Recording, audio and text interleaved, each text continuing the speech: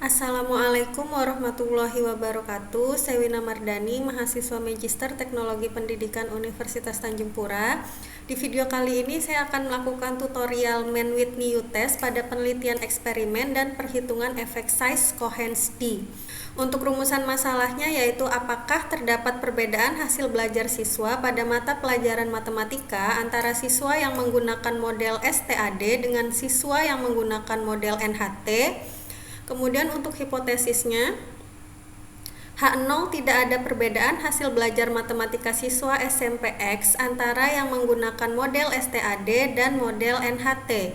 Untuk hipotesis alternatifnya atau HA, ada perbedaan antara hasil belajar matematika siswa SMP X antara yang menggunakan model STAD dan model NHT.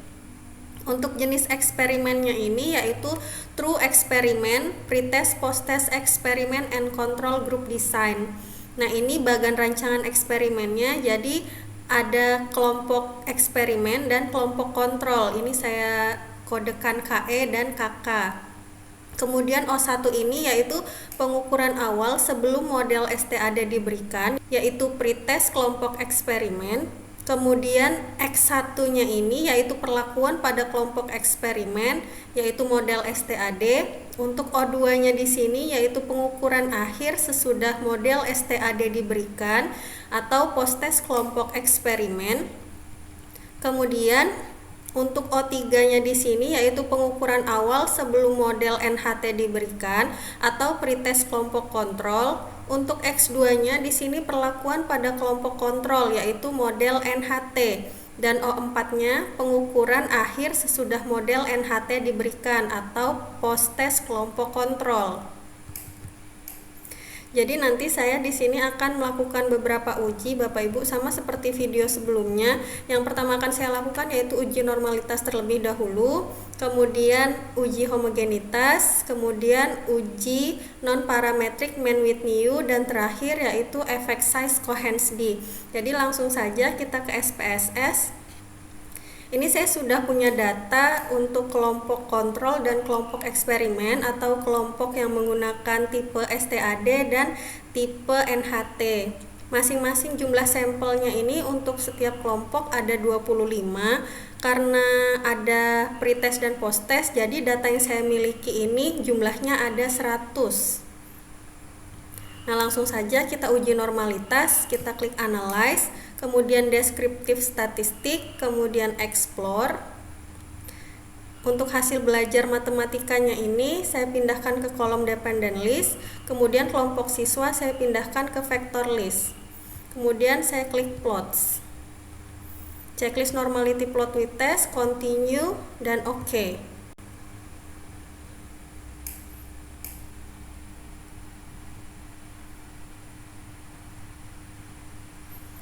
Di sini sudah keluar.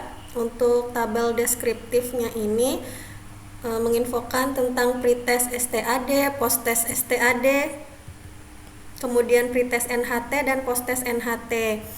Informasinya ini tentang mean, median, standar deviasi, minimum, maksimum, dan lain-lain. Sebelumnya saya informasikan juga bahwa tadi untuk data inputannya ini saya beri label di sini ya Bapak Ibu. Untuk kelompoknya 1 itu pretest STAD, 2 posttest STAD, 3 pretest NHT, dan 4 posttest NHT. Sekarang kita baca ini hasil uji normalitasnya. Karena sampelnya kurang dari 50, jadi kita menggunakan Shapiro-Wilk.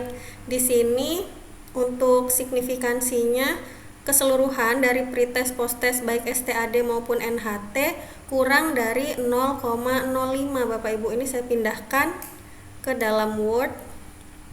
Nah, ini seluruhnya kurang dari 0,05, artinya data tidak berdistribusi normal. Ketika data tidak berdistribusi normal, maka nantinya kita akan melanjutkan dengan uji non-parametrik Mann-Whitney.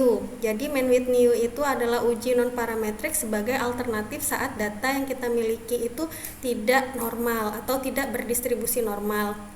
Selanjutnya saya akan melakukan uji homogenitas. Sebenarnya kita kan udah tahu ya Bapak Ibu bahwa datanya ini tidak berdistribusi normal. Sebenarnya kalau mau langsung menggunakan uji Mann-Whitney juga nggak apa-apa, tapi karena saya ingin tahu apakah data kita ini homogen atau tidak, jadi kita lakukan uji homogenitas. Langkahnya kita klik analyze, kemudian compare mean. Ini kita pilih one way ANOVA.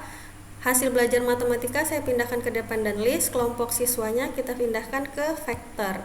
Kemudian option, ini checklist homogeneity of variance test, continue dan OK. Ini hasil uji homogenitasnya, test of homogeneity of variance. Yang kita lihat based on mean dan based on median. Nah, ini based on mean-nya nilai signifikansinya 0,679, based on mediannya 0,613, lebih besar dari 0,05. Ini saya pindahkan juga ke dalam Word. Nah, ini Bapak Ibu, based on mean lebih besar dari 0,05, artinya datanya homogen, dan based on mediannya juga lebih besar dari 0,05, artinya datanya homogen. Nah, di sini walaupun datanya homogen tetapi tidak memenuhi syarat normalitas sebagai persyaratan mutlak dari uji statistik ini. Jadi kita akan tetap melakukan uji selanjutnya, yaitu uji non parametrik. Uji yang saya gunakan adalah uji non parametrik Mann-Whitney. Kita langsung kembali ke tabel input uji Mann-Whitney ya Bapak Ibu. Ini kita klik analyze, kemudian non parametric test, legacy dialog, kemudian two independent samples. Nah, ini hasil belajar matematika, kita pindahkan ke test variable list, kelompok siswanya pindahkan ke grouping variabel, kemudian klik define group. Ini kan yang mau kita bandingkan itu hasil post testnya Bapak Ibu, post test yang menggunakan tipe STAD dan tipe NHT. Nah, untuk post testnya tadi saya kodekan 2 untuk post test STAD dan 4 untuk post test NHT. Kemudian kita klik continue. Ini Mann-Whitney-nya sudah otomatis terchecklist, kemudian kita klik OK. Ini sudah muncul tabel rank. Di sini kita bisa lihat untuk min rank post test STAD-nya ini 31,04 dan post test NHT-nya ini 19,96. Dari sini kita sebenarnya sudah bisa lihat bahwa post test STAD ini lebih tinggi daripada hasil post test NHT untuk min rank-nya. Kemudian dari tabel tes statistik ini ada informasi tentang assumed seek to tell. Di sini menunjukkan angka 0,006. Kedua tabel ini saya pindahkan ke dalam Word.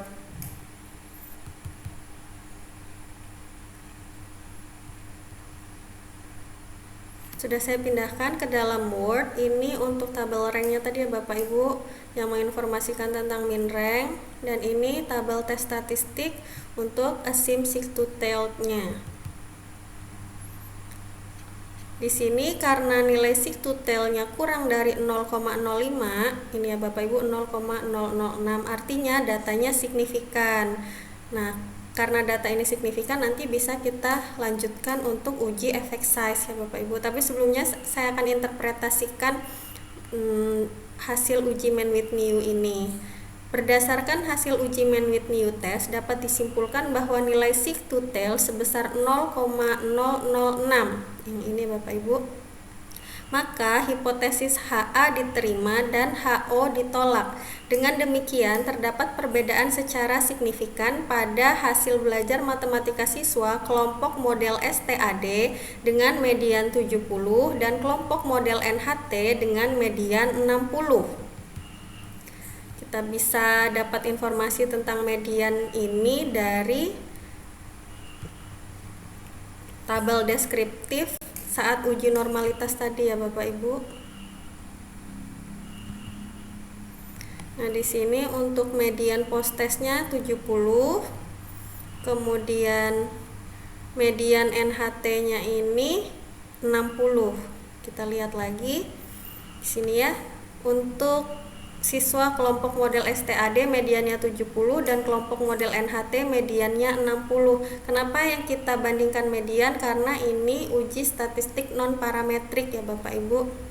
Dari sini kelihatan bahwa model STAD lebih besar daripada model NHT. Dengan rata-rata hasil belajar matematika pada siswa dengan model STAD di mana minnya menunjukkan angka 67,84 lebih tinggi dibandingkan rata-rata hasil belajar matematika pada siswa dengan model NHT, min 60,64. Jadi baik min maupun median menunjukkan bahwa model STAD lebih tinggi dibanding model NHT. Artinya model pembelajaran kooperatif tipe STAD memiliki efektivitas yang lebih tinggi daripada model pembelajaran kooperatif tipe NHT dalam meningkatkan hasil belajar matematika siswa SMPX. Kemudian, seberapa besar efek perbedaan antara hasil belajar kelompok model STAD dengan hasil belajar kelompok model NHT? Maka kita akan melakukan uji efek size Cohen's d ya Bapak Ibu. Rumusnya masih sama dengan video sebelumnya yang sudah saya buat. Ini untuk memudahkan kita juga akan menggunakan kalkulator efek size Cohen's d. Ini sudah saya buka. Nah, kita cukup memasukkan min dan standar deviasi serta jumlah sampel di grup 1 maupun di grup 2 ya Bapak Ibu. Ini saya kecilkan. Ini sudah saya tulis di sini. Ini untuk min kelompok 1 itu di 67,84. Kemudian standar deviasinya di 9,072. Jumlah sampel kita tadi ada 25. Kemudian untuk grup 2-nya minnya di 60,64. Untuk standar deviasinya di 12,352. Sampel size-nya sama 25. Ini sudah saya isi. Kemudian kita klik calculate.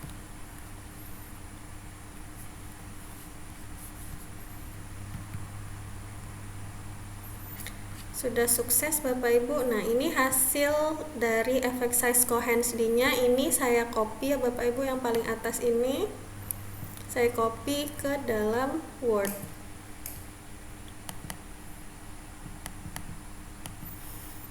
Ini Cohen's d yang kita dapat besarannya 0,664402. 0,6 ya Bapak Ibu kurang lebih. Nah, ini masuk ke dalam interpretasi besaran efek yang medium. Di sini ya Bapak Ibu, untuk kecil ini saat D-nya 0,2, medium D-nya 0,5 dan besar D-nya 0,8. Yang kita dapat 0,6. Jadi dia masih masuk dalam kategori medium. Berdasarkan hasil uji besaran efek Cohen D, didapatkan hasil D sebesar 0,664402, maka besaran efek antara dua kelompok berada di tingkat medium. Kemudian kita ingin tahu bentuk kurvanya seperti apa. Nah, kita bisa ke alamat ini ya Bapak Ibu. Ini juga sudah saya buka di sini.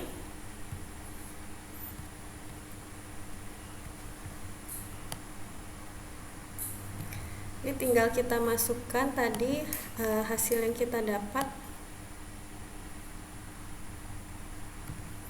0,66 ini Bapak Ibu, ini kita copy, kita masukkan di sini Bapak Ibu. Kemudian kita klik tanda play ini. Nah, ini sudah muncul Cohen's d-nya di 0,66. Seperti ini kurvanya ya Bapak Ibu, bentuk kurvanya. Nah, ini untuk kelompok kontrol. Kelompok kontrolnya ini adalah kelompok NHT dan treatmentnya ini kelompok STAD. Ini juga saya copy ke dalam Word. Bapak Ibu ya.